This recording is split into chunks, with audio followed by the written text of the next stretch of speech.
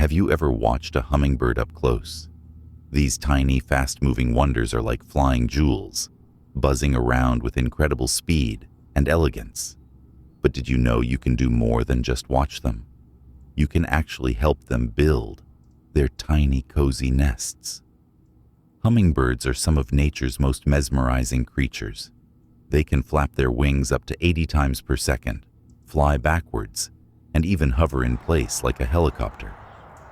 But one of the most fascinating things they do is build their nests, tiny, cup-like homes, carefully crafted from soft materials. And here's where you come in. By offering them soft materials, like cotton balls, you can help them build a safe and comfortable nest for their babies. So how do you help? It's easy. Follow these simple steps. Step 1. Use natural, chemical-free cotton balls. Step 2. Gently pull them apart to make soft, fluffy pieces. Step 3. Place the cotton in a small onion bag.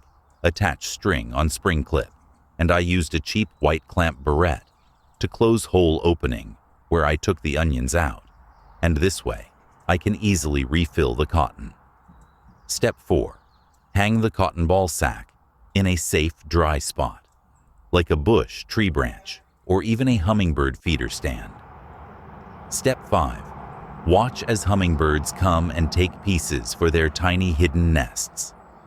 Did you know hummingbird nests are only about the size of a walnut? They use spider silk, moss, and soft fibers, like the cotton you provide, to make their nests strong yet flexible. That way, as their babies grow, the nest stretches with them. And just like that, you've helped bring new life into the world of hummingbirds.